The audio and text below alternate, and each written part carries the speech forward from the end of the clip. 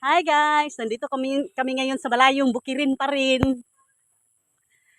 Naghahanap kami ng bitsang. Hindi kami maka-live kasi walang signal. Yung kasama ko, classmate ko yan pag high school. Gusto niyang pumasyal sa mga classmates din namin kasi paalis na siya ng Philippines. Mag-abroad na siya. Sinulit niya talaga ang time niya dito sa Mindanao. Aba, dapat lang! Ayan. Aagi tayo dito sa gumahan. Aagi tayo dito sa gumahan na may konting kalubihan. Ay maraming kalubihan, konting gumahan. Ang lapad-lapad ng ng bukirin.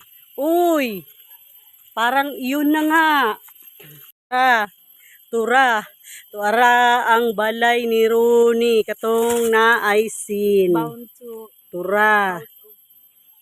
Para hindi naman nakakahiya ang mukbang trip, nagdala kami ng Sprite, 2 loaf bread at saka isang fish cracker. Malapit na tayo sa bahay ni Aling Rooney at ni Ma'am.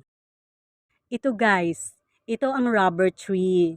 Ayan, mga rubber trees po yan. Yung color white naman, yan po ang kaplam. Extract po ito ng rubber tree. Marami pong produkto na made in kaplam. Like condoms, mga balloons, like mattresses,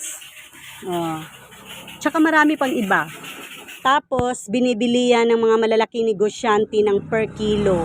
Hindi ko alam kung magkano na ang kilo ng kaplam ngayon.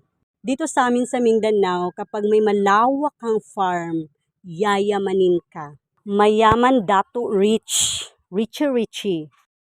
Ayun, may pausok-usok na. Ay, nagaso-aso na ang balay guys. Buto sa but-ana na anay niluto. Makakaon na jud mi anig manok nga Bisaya. Sabaw sa manok nga Bisaya.